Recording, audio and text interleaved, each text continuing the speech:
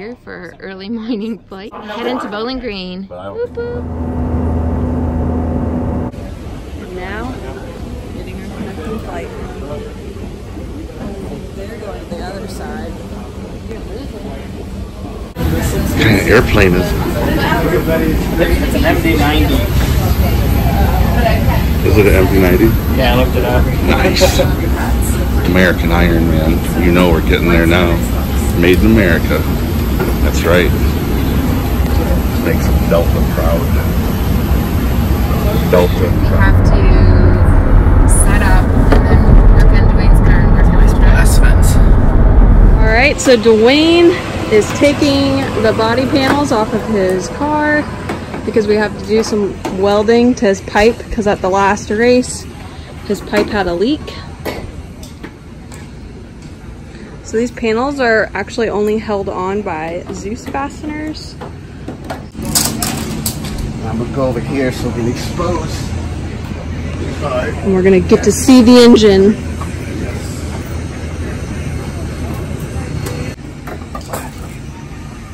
And there she is. So now we're doing more preparation to get ready to weld this crack, which is right there, all along right there. We got the jack stands. So right now they're removing the heat shields to make the repair.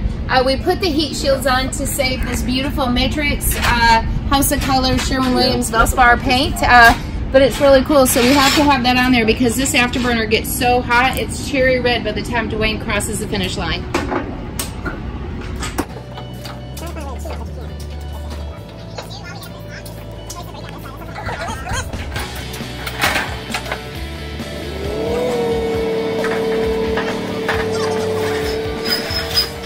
Dwayne's taking the other half of the heat shield off. That's what you read.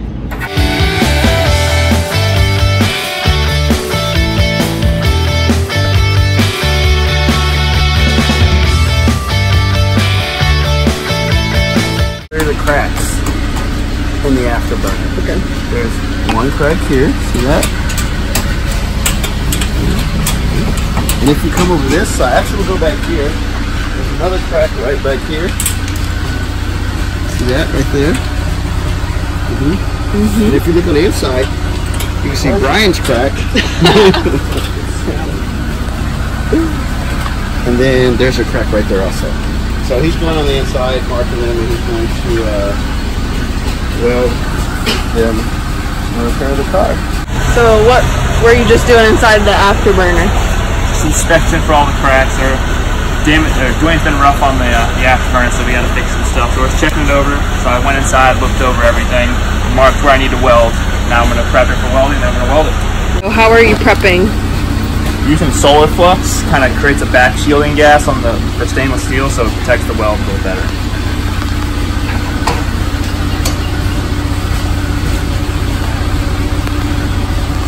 So right now I'm going to go weld with the TIG process using the Miller MaxStar. The afterburner cracked, but why did it crack? And it's because of the heat cycles. It's also because of the cycling from those all-important afterburner pops, which are honestly there mostly for fan excitement. We wouldn't necessarily have to do those. The afterburner itself is only 60 thousandths of an inch thick. It's very thin. It's about the same thickness maybe as a quarter that you find in your change in your pocket.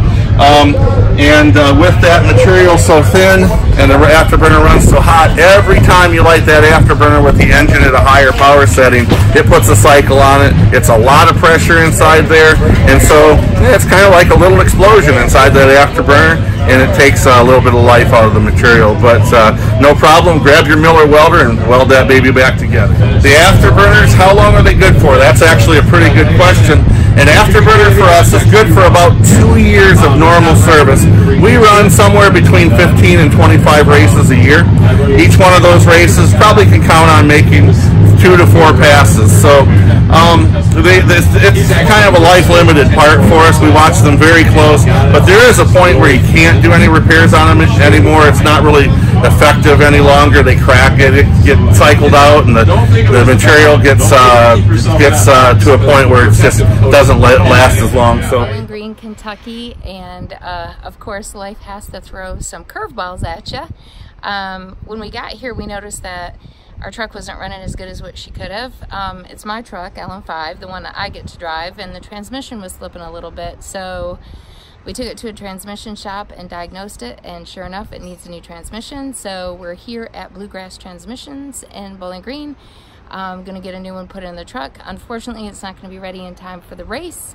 So what we need to do is remove the battery pack that starts my cars and put it in the minivan. So I'll be powered by a minivan this weekend, and these guys are going to work really fast and get it ready for us. So we'll be on the road ready for Virginia Motorsports Park in less than 4 days. Whoop whoop.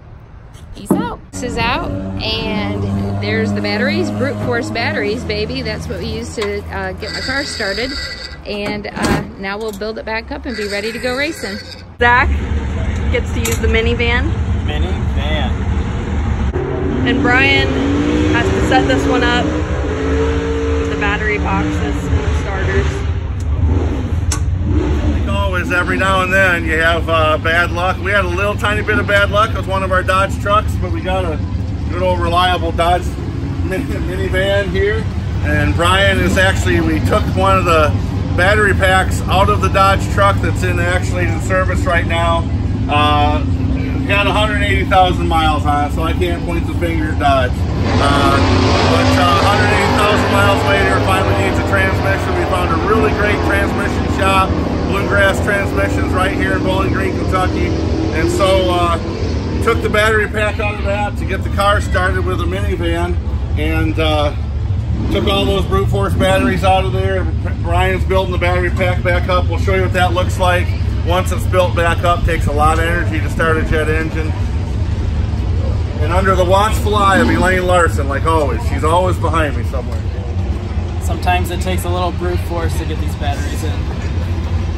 And now they're about to test it on the car to make sure that it will start a car up. We're not going to actually start the car up here. We're just going to spin it over one time to make sure it will turn the car over. No, I'm not dead.